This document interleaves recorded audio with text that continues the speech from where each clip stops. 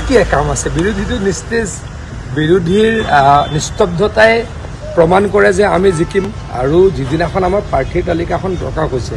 পৰহি দিনা বহুকেইজন কেণ্ডিডেট খবৰটো ওলাই গ'ল তেওঁলোকে সমষ্টি চেঞ্জ কৰিছে পলাইছে ফৰিং চিটিকা দিছে গতিকে আজিৰ তাৰিখত অসমত বিৰোধীৰ কোনো অস্তিত্ব আছে বুলি মই নাভাবোঁ